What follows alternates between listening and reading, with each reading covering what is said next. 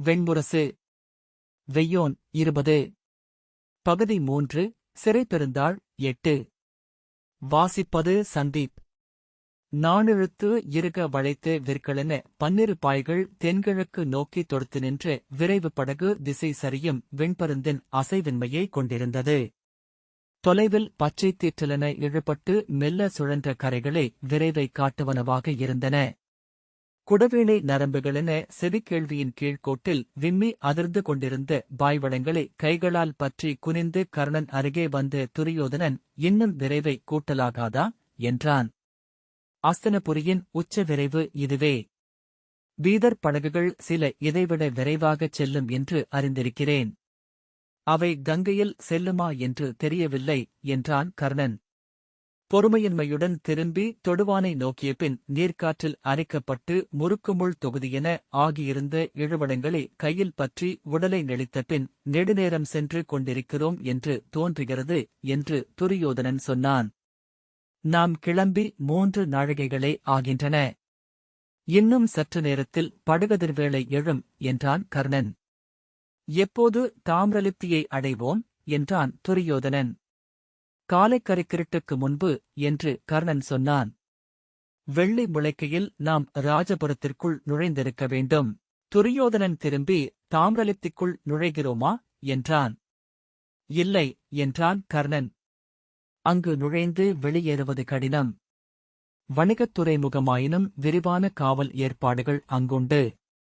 நாம் வழியிலேயே ஒரு குறுங்காட்டில் இறங்குகிறோம். அங்கு நமக்கென புறவிகள் சித்தமாக நின்றிருக்கும். துரியோதனன் தன்னருகே நீட்டி அதிர்ந்த வடத்தை கையால் குத்தி, இன்னும் எத்தனை நாழிகை நேரம் என்றான். கர்ணன் நீள்பலகையில் மெல்ல உடலை விரித்து படுத்தபின், கிளம்பியதிலிருந்து படகுக்குள் அலைமோதிக் கொண்டிருக்கிறீர்கள் அரசே. தாங்கள் சற்று ஓய்வெடுப்பது நலமென்று நினைக்கிறேன் என்றான். ஆம், ஓய்வெடுக்க வேண்டும் என்றபின் கர்ணனின் கால் மாட்டில் வந்து அப்பலகையில் அமர்ந்தான் துரியோதனன். அவன் பேரிடையால் அப்பலகை மெல்ல வளைந்து ஓசையிட்டது. தன் தோள்களைக் குவித்து முழங்கால்களில் முட்டுகளை ஊன்றி அமர்ந்து, ஆனால் அமர்ந்திருப்பதும் கடினமாக உள்ளது அங்கரே என்றான். ஏன் என்றான் கர்ணன். அறியேன். இச்செயல் பிழை என்று என் உள்ளத்தில் எங்கோ ஒரு முள் குடைகிறது என்றான். இது பிழைதானே என்றான் கர்ணன். ஆம் என்றான் துரியோதனன். திரும்பி எளிய சூதர்களைப் போல் ஒரு பெண்ணின் விழிகளுக்கு உண்மையாக நாம் ஏன் வாழ்ந்து நிறைவுற முடியவில்லை என்றான். அரசர்கள் முதலில் மணப்பது அரசத்திருவைத்தான் என்று ஒரு சூதர் சொல்லுண்டு. அங்கு துவாரகையில் இளையவர் 8 திருமகள்களை மணந்து அமர்ந்திருக்கிறார். துரியோதனன் அப்பேச்சை தவிர்க்கும்படி கையை விசிறினான். பின்பு எழுந்து இருவடங்களைப் பற்றியபடி நின்று தொலைவில் சரிவணைந்த செங்கதிரவனையும் அலைப்பளபளப்புடன் தெரிந்த கங்கை நீர்ப்பரப்பையும் நோக்கியபடி குழல் எழுந்து உதறிப் பறக்க ஆடை துடிதுடிக்க நின்றான். அவன் மேலாடை தோளிலிருந்து நழுவி எழுந்து நீண்டு கர்ணனின் தலைக்குமேல் படபடத்தது. அவன் உள்ளத்தில் என்ன நிகழ்கிறது என்று அறிந்த கர்ணன் மேற்கொண்டு சொல்லெடுக்காமல் கண்களை மூடிக்கொண்டான். பறவைகள் கங்கையை கடந்து சென்று கொண்டிருந்தன. நீர் ஒளியணைந்து கருமை கொண்டது. கரையோரக் காடுகள் நிழலாகி மெழுகுக் கரைவென இழுபட்டு தெரிந்தன.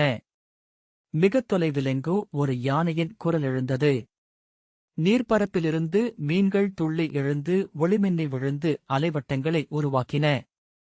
படகுப்பாய்களில் மட்டும் கதிரொளி சற்றே எஞ்சியிருந்தது.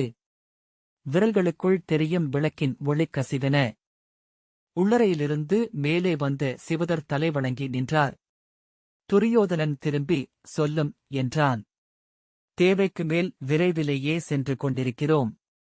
குறுங்காட்டில் புறவிகள் வந்து சேர்வதற்குள்ளேயே நாம் சென்று விடுவோம் என்று நினைக்கிறேன் என்றார் அவர். இங்கிருந்தே அந்த கணக்குகளைப் போட வேண்டாம் என்று துரியோதனன் உரக்கச் சொன்னான். செல்லும் வழியில் என்ன வேண்டுமானாலும் ஆகலாம்.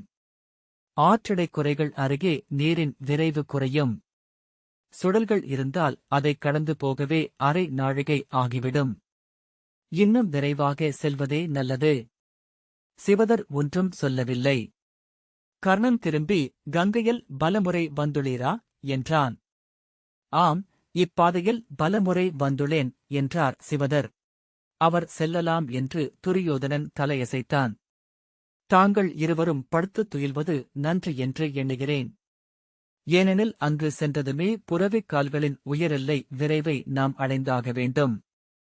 செல்லும் வழியோ முற்றிரிக் குறும்புதர்களால் ஆனது என்றார். கர்ணன் திரும்பி ஒரு கழித்து தலையே கையில் வைத்தபடி, சிவதரே, ராஜபுரத்தின் கோட்டை பெரியதா என்றான். இல்லை. தண்டபுரம்தான் கலிங்கத்தின் பழைய தலைநகரம். அதன் கோட்டை அந்தக் கால முறைப்படி வெறும் களிமண்குவையாக கட்டப்பட்டது. அதன் மேல் முட்புதர்கள் பயிரிட்டு ஒன்றுடன் ஒன்று சேர்த்து கட்டியிருப்பார்கள். வேர்களால் இறுகக் கவ்வப்பட்டு உறுதி கொண்டிருக்கும். அங்குள்ள அரண்மனை பெரியது. சிவதர் தொடர்ந்தார். தமையனும் இளையோனும் தங்களுக்கென நிலம் வேண்டுமென்று பூசலிட்ட போது குடிமன்று கூடி இளையவருக்கென்று ராஜபுரத்தை அளித்தனர். இது அன்று உக்ரம், ஊஷரம், பாண்டூரம், பகம் என்னும் 4 சிற்றூர்களின் தொகைதான். பெரும்பாலானவர்கள் வேளாண் குடியினர். சிலர் வேட்டைக் குடிகள். ஒரு நகர் அமைக்கப்படுவதற்கான எவ்வியல்பும் இல்லாத நிலம் அது. உள்ளே சதகர்ணம், குஜபாகம், கும்பிகம் என்னும் 3 குளங்கள் உள்ளன. அக்குளங்களை நம்பி உருவான தொன்மையான குடியிருப்புகள் ஒன்றுடன் ஒன்று இணைந்து உருவான சிற்றூர்கள் அவை. ராஜபுரத்தை அமைத்தபோது கோட்டையை கல்லால் கட்ட வேண்டுமென்று சித்ராங்கதர் விழைந்தார். ஆனால் கருவூலத்திலிருந்து அத்தனை பெரிய தொகையை எடுத்து அளிக்க அமைச்சர்கள் ஒப்புக்கொள்ளவில்லை. எனவே குடிமக்கள் ஒவ்வொருவரும் கொடையளித்து அக்கோட்டையை கட்ட வேண்டியதாயிற்று. குடிகளால் ஓர் எல்லைக்கு மேல் அளிக்க இயலவில்லை. ஆகவே இக்கோட்டையும் மண்குவையாகவே அமைந்துள்ளது. அதன் மேல் வளர்க்கப்பட்ட மரங்கள் இன்னும் புதர்களாகவே உள்ளன. படைகள் உட்செல்வதை அவை தடுக்கும். படைக்கலம் கொண்டு மரம் வெட்ட முடிந்த மனிதர்கள் எளிதில் உட்சென்று வெளிவரலாம் என்றார். எத்தனை ஆண்டுகளாயிற்று அதைக் கட்டி என்று துரியோதனன் அவரை நோக்காமலே கேட்டான்.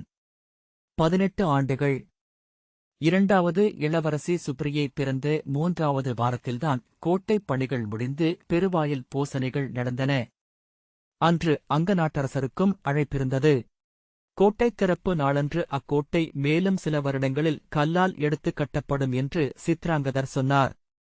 ஆனால் அரியணை அமர்ந்த சில ஆண்டுகளிலேயே அது எளிதல்ல என்று கண்டு கொண்டார். துரியோதனன் சற்று சீற்றத்துடன் திரும்பி, ஏன் என்றான். சிவதர் தலைவணங்கி, அரசே, பாரத வருஷத்தில் எந்த அரசரும் முடிசூடிய 5 ஆண்டுகளுக்குப் பின் கோட்டையை எடுத்துக் கட்டியதில்லை. அரசுகள் அமையும்போது கட்டிய கோட்டைகள் மட்டுமே இங்கு உள்ளன என்றார். பொறுமையழிந்து, ஆம். அது ஏன் என்று கேட்டேன் என்றான் துரியோதனன். அவ்வாறு நிகழ்ந்தது என்பதை அடியேன் அறிந்தது. ஏன் என்பதை நூலோர் உய்த்துச் சொன்னதை நான் சொல்ல முடியும். எனக்கென்று சொல்வதற்கு ஏதுமில்லை என்றார் சிவதர். கர்ணன் புன்னகையுடன் எழுந்து அமர்ந்தான். சொல்லும் என்றான் துரியோதனன். அரியணை அமர்ந்ததுமே நகரங்கள் கோட்டைகளால் காக்கப்படுவதில்லை, சொற்களால் காக்கப்படுகின்றன என்று அரசர்கள் அறிந்து கொள்வதாக சொல்கிறார்கள். குருதியுறவுகளால் வேத வேள்விகளால் அவை அரணிடப்பட்டுள்ளன என்றார். இவை வெற்றுச் சொற்கள் என்றான் துரியோதனன். இல்லை அரசே, பாரத வருஷத்தில் நன்கு பாதுகாக்கப்பட்டுள்ள அனைத்து அரசுகளும் கண்ணுக்குத் தெரியாத அரண்களைக் கொண்டவை. துணையரசுகளும் குலங்களும் சூழ்ந்தவை என்றார் சிவதர். அதுவல்ல என்று துரியோதனன் அருகே இருந்த வடத்தை கையால் தட்டியபடி சொன்னான். அரசனின் உள்ளெழுச்சி குறைந்து விடுகிறது. அரியணையில் அமர்ந்ததுமே அனைத்தும் தனக்கு ஏந்ததாகவே நிகழ்வதாக எண்ணிக்கொள்ளும் மிதப்பு வந்துவிடுகிறது. சிவதர் ஒன்றும் சொல்லவில்லை. சொல்லும் என்றான் துரியோதனன். அவ்வாறு நான் எண்ணவில்லை. பாரத வருஷத்தில் இன்று ஒவ்வொரு கணமும் தன் ஆற்றலை பெருக்கிக் கொண்டிருக்கும் அரசு என்றால் மகதம் மட்டுமே. ஆனால் இன்று வரை தனது கோட்டைகளை அது எழுப்பிக் கட்டவில்லை. நெடுங்காலத்துக்கு முன் கட்டப்பட்ட உயரமற்ற கல் கோட்டையால் சூழப்பட்டுள்ளது ராஜகிருகம். அதன் பல பகுதிகள் தொடர் மழையால் அரிக்கப்பட்டு கல்லுதிர்ந்து கிடக்கின்றன. ஜராசந்தரோ மேலும் மேலும் அசுரர் குலத்திலிருந்தும் அரக்கர் குலத்திலிருந்தும் பெண் கொள்கிறார். படை பெருக்கிக் கொள்கிறார். துரியோதனன் அவன் கருவூலத்தில் செல்வம் இல்லை போலும் என்றான். பாரத வருஷத்தில் மிகப் பெரும் கருவூலம் அவருடையதே என்பதை அறியாதவர் எவருமிலர். அதற்கப்பால் ஒன்றுள்ளது அரசே என்றான் கர்ணன். துரியோதனன் திரும்பி பார்த்தான். போரை எதிர்கொள்பவன் கோட்டையை கட்டமாட்டான் ஏன் என்றான் துரியோதனன். கோட்டையை கட்டுவது அவரது அச்சத்தின் அறிவிப்பாக ஆகலாம். மேலும் கோட்டை கட்டுவதென்பது ஒரு படைப்புப் பணி. அது போருடன் ஏவதல்ல, அதில் ஒரு களியாட்டமும் நிறைவும் உள்ளது. கோட்டை கட்டுவதென்பது வாள்களை உரசி கூர்மை செய்வது போல என்றான் துரியோதனன். இல்லை அரசே. அது தன் இல்லத்தில் இளையோருக்கு திருமணம் செய்து வைப்பது போல என்றான் கர்ணன். சிவதர் புன்னகை புரிந்தார். துரியோதனன் பொறுமையை முற்றிலும் இழந்து இந்தச் சொல்லாடல் எதற்காக? வீண்பேச்சு என்ற பின் பறந்த மேலாடையை இழுத்து சுற்றிக் கொண்டு தன் குழலை தோல்வாரால் முடிந்தான். நாம் கேட்க வந்தது ராஜபுரத்தின் கோட்டையைப் பற்றி. அதற்குள் நுழைவது அத்தனை எளிதா என்றான் கர்ணன் சிவதரிடம். எளிது என்று கோட்டையை வைத்து சொல்லலாம். நகரின் இயல்பை வைத்து அத்தனை எளிதல்ல என்றும் சொல்லலாம் என்றார் சிவதர். ஓரிருவர் உட்புகுவதற்கான வழியை அங்கு உருவாக்குவது சில நாழிகைகளுக்குள் நிகழக்கூடியதே. நகரைச் சுற்றியிருக்கும் குறுங்காடுகள் பெரும்பாலும் காவல் காக்கப்படுவதில்லை. நகரின் புற வளைவுகளில் உள்ள வேளாண் பணிக்குடிகளின் இல்லங்கள் அமைந்துள்ள தெருக்களுக்குள் நாம் செல்வது வரை எந்தத் தடையும் இல்லை. அவர் சொல்லட்டும் என்று இருவரும் நோக்கி நின்றார்கள். ஆனால் ராஜபுரம் அஸ்தினபுரி போலவோ மகதத்தின் ராஜகரிகத்தைப் போலவோ பல நாட்டு மக்கள் வந்து குவிந்து கலைந்து நாள் நடந்து கொண்டிருக்கும் பெருநகரல்ல. உண்மையில் அது நகரே அல்ல. அங்கு வருபவர் ஒவ்வொருவரையும் அங்குள்ள மக்கள் அறிந்திருப்பர். அறியாத சிலர் அங்கு நுழைந்தால் சற்று நேரத்திலேயே அது ஒரு செவிதொற்றுச் சொல்லாக மாறிவிடும். மிக எளிதில் காவலர் அறிந்து கொள்வார்கள். ஆனால் இப்பொழுது அங்கு ஏற்பு மணம் நிகழவிருக்கிறது. அதன் பொருட்டு பிற நாட்டினர் பலர் வரக்கூடும் என்றான் கர்ணன். ஆம், ஆனால் அதனாலேயே அந்நாட்டு மக்கள் மேலும் கூர்ந்து வருபவர் அனைவரையும் பார்ப்பார்கள். வாசல் வழியாக வரிசை பெற்று வராது அயலவர் இருவர் நகரத் தெருக்களில் நடப்பதை மேலும் கூர்ந்து நோக்குவார்கள். என்றபின் தாங்கள் இருவரும் சிம்மமும் யானையும் போல். காட்டில் அவை இரண்டும் எங்கும் ஒளிந்து கொள்ள இயல்வதில்லை என்றார் சிவதர். உண்மை, நாம் மறைந்து செல்ல முடியாது என்றான் துரியோதனன். செய்வதற்கொன்றே உள்ளது. நகரத்தில் நுழைந்தால் முழுவிரைவில் ஏற்பு மணம் நிகழும் நகர் முன்றிலை அடைய வேண்டும். நம்மை எவரும் அடையாளம் கண்டு தடுப்பதற்குள் எதிர்ப்படுவோரை வென்று இளவரசியரை கைப்பற்றவும் வேண்டும். துரியோதனன் தன் இரு கைகளையும் விசையுடன் தட்டியபடி, ஆம், அதைச் செய்வோம். என் தோள்கள் உயிர் பருகி நெடுநாளாகின்றன என்றான். கர்ணன், அங்கு ஜெயத்ரதன் வந்திருப்பான் என்றான். அதற்கென்ன என்றான் சினத்துடன் சீறியபடி துரியோதனன். அவனை எவ்வகையிலும் நாம் குறைத்து மதிப்பிட முடியாது என்றான் கர்ணன். நம்மை அவன் தடுப்பான் என்றால் அங்கொரு போர் நிகழும். நிகழட்டுமே என்றான் துரியோதனன். கர்ணன் புன்னகைத்தபடி, போரில் நாம் அங்கு சற்று நேரம் தங்கியிருந்தால் கூட நம்மை ஜராசந்தனின் படைகள் வளைத்துக் கொள்ளக்கூடும். கலிங்கத்துடன் ஜராசந்தனின் உறவென்பது மிக அணுக்கமானது. உபமகதம் என்றே உத்தர கலிங்கத்தை சூதர்கள் நகையாட்டாக சொல்வதுண்டு என்றான். ஜராசந்தனின் பெயர் துரியோதனன் தோள்களை சற்று தளர வைத்தது. ஆம், ஜராசந்தனை எதிர்கொள்வது எளிதல்ல என்றான். சில கணங்கள் அங்கு அமைதி நிலவியது. பின்பு துரியோதனன் திரும்பி பார்க்காமல், அவன் வருகிறானா என்றான். யார் என்றார் சிவதர். பின்பு உடனே உணர்ந்து கொண்டு, செய்தியில்லை. நாம் கிளம்பிய போதுதான் இச்செய்தி நமக்கு வந்தது. ஆனால் இந்திரபிரஸ்தத்தில் இருந்து எவரும் அங்கு செல்வதற்கான வாய்ப்பு குறைவு. ஜராசந்தன் அஞ்சுவது உங்களை மட்டுமல்ல, பீமனையும் கூடத்தான்.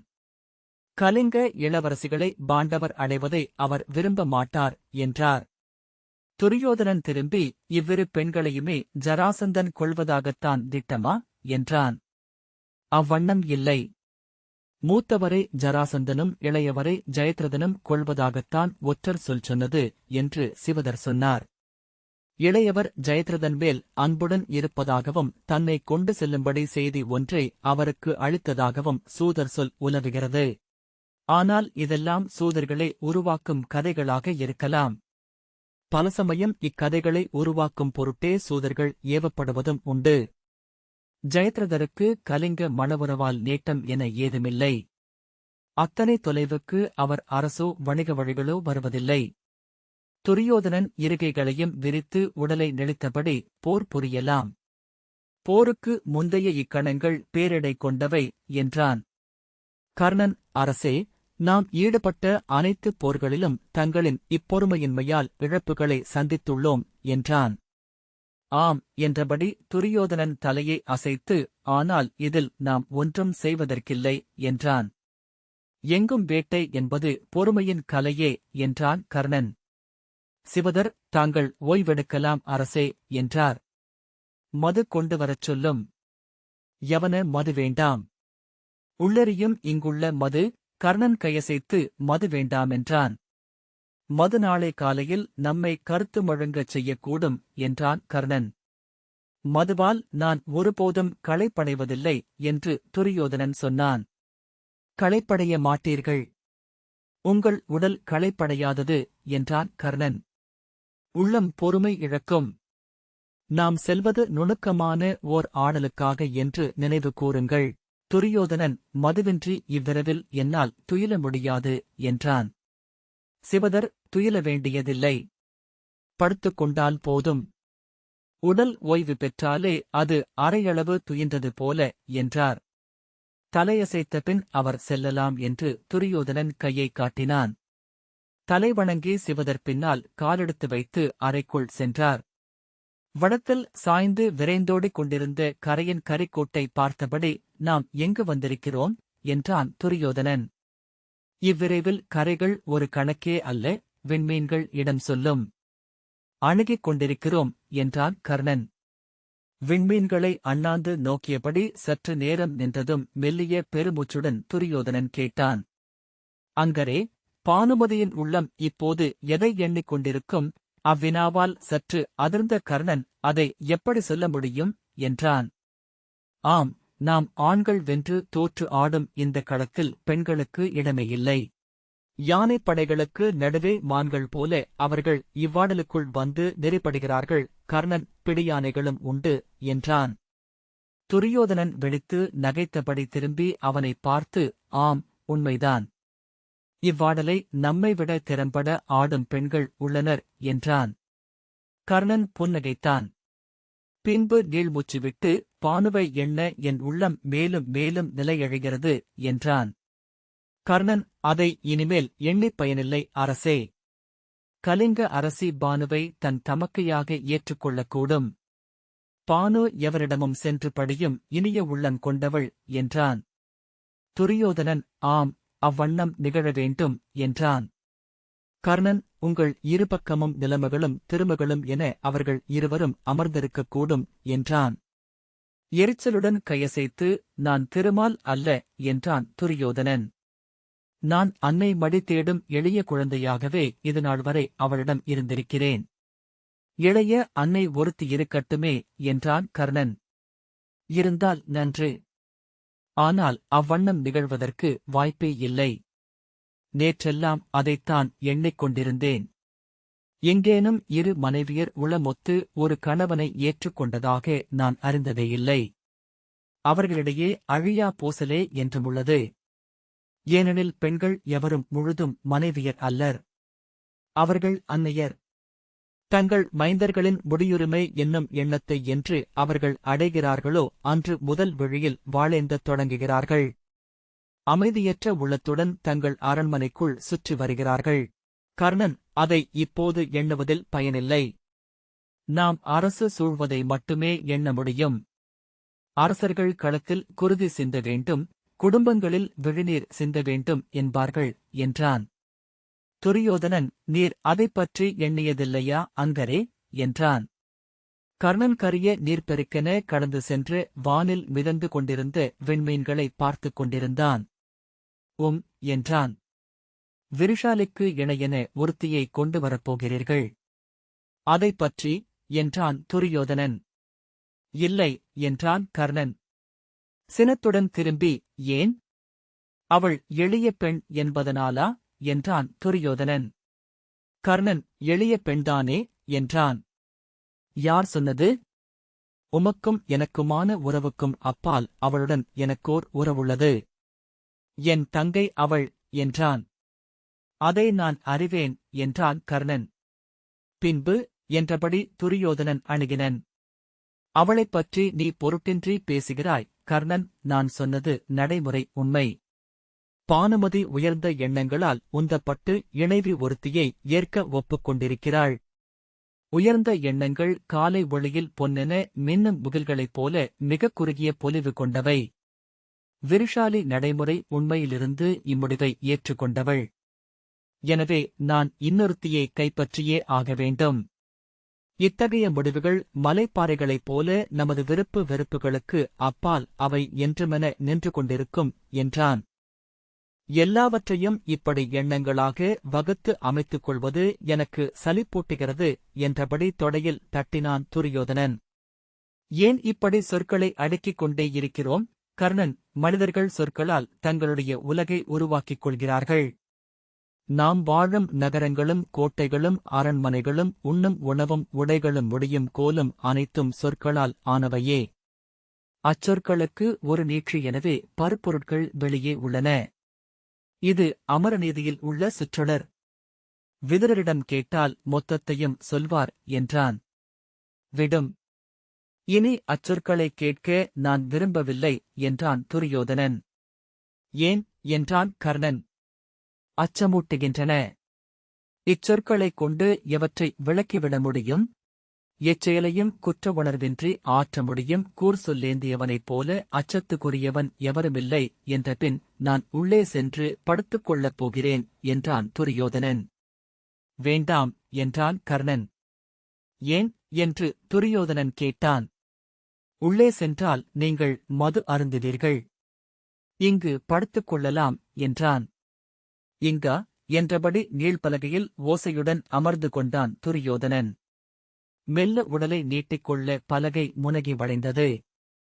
விண்மீன்களை பார்த்துக் கொண்டிருப்போம். அரசர்கள் வானை நோக்க வேண்டுமென்று அமர நீதி சொல்கிறது. ஏன் என்றான் துரியோதனன். மண்ணில் இருந்து தன்னை விண்ணுக்கு தூக்கிக் கொள்ளாமல் எவரும் அரசனாக முடியாது. புகழ் மொழிகளால் அரச முறைமைகளால் குலக்கதைகளால் சூதர் பாடல்களால் ஒவ்வொரு கணமும் கீழிருந்து மேலேற்றப்படுகிறான். மேலே இருந்து கொண்டிருப்பதாக அவன் எண்ணிக்கொண்டிருப்பது இயல்பே. விண்ணை நோக்கினால் என் நிலையிலும்தான் மண்ணில் இருப்பதை அவனால் புரிந்து கொள்ள முடியும். துரியோதனன் விண்மீன்களையே நோக்கிக் கொண்டிருந்தான். ஆம் என்று நெடுநேரத்துக்குப் பிறகு சொன்னான். கர்ணன் பெருமூச்சு விட்டு தன் கை கால்களை நன்கு நீட்டி தளர்த்திக் கொண்டான். விரைந்து செல்லும் படகின் கொடி துடிக்கும் ஒலி மிக அண்மையில் எனக் கேட்டது. சித்தம் சற்று மயங்கிய போது அது நெருப்பொலியாகியது. வெண்ணிறமான நெருப்புத் தழல்களுக்கு நடுவே சிதை நடுவில் அவன் படுத்திருந்தான். நெருப்பு குளிர்ந்தது. ஆனால் அவன் தசைகள் உருகி வழிந்து கொண்டிருந்தன. கை கால்கள் வெள்ளெலும்பாயின. குனிந்து தன் நெஞ்சைப் பார்த்தபோது அங்கு பொற்கவசத்தைக் கண்டான். இரு கைகளாலும் செவி மடல்களைத் தொட்டு அங்கே மணிக்குண்டலங்களை உணர்ந்தான். நெஞ்சு பறையொலிக்க அவன் எழுந்து அமர்ந்தபோது திசை நோக்கி பறந்து செல்லும் அம்பு ஒன்றில் அமர்ந்திருக்கும் உணர்வை அடைந்தான். படகின் அமரமுறையில் காற்று கிழிப்பட்டு பாம்பென சீறிக்கொண்டிருந்தது. சற்று அப்பால் துரியோதனன் நீண்ட மூச்சொலியுடன் துயின்று கொண்டிருந்தான். விண்ணில் எதையோதான் கண்டதாக ஓர் உணர்வை கர்ணன் அடைந்தான். துரியோதனனை திரும்பி பார்த்தபின் எழுந்து நின்று தன் ஆடைகளை சீர்படுத்திக் கொண்டான். விண்ணிலிருந்து ஒரு விழி தன்னை நோக்கியது போல. உடனே அவ்வெண்ணம் வந்து தன் பிடரியைத் தொட அண்ணாந்து பார்த்தபோது அங்கே விடிவெள்ளியைக் கண்டான். பலகைகள் காலொலி பெருக்கிக் காட்ட அறைக்குள் சென்று சிவதரே என்றான். அறைக்குள்ளிருந்து கையில் தோல் சுருளுடன் வந்த சிவதர், ஆம் அரசே, சற்று பிந்திவிட்டோம். வெள்ளி முளைத்துவிட்டது என்றார். எவ்வளவு பிந்திவிட்டோம் என்றான் கர்ணன். ஒரு நாழிகை நேரம் என்றார் சிவதர். படகு முழு விரைவில் சென்றதல்லவா என்றான் கர்ணன். ஆம். ஆனால் மகதத்தின் பெரிய வணிகக் கலத்திரள் ஒன்று நமக்கெதிராக வந்தது. பெருவிரைவில் அவர்களைக் கடந்து செல்வது ஐயத்தை உருவாக்கும் என்று பாய்களை அவிழ்க்கச் சொன்னேன். குறுங்காட்டில் நம்மைக் காத்திருப்பவர்கள் எவர் கண்ணிலும் பட்டுவிடக்கூடாது என்றான். ஆம் என்றார் சிவதர்.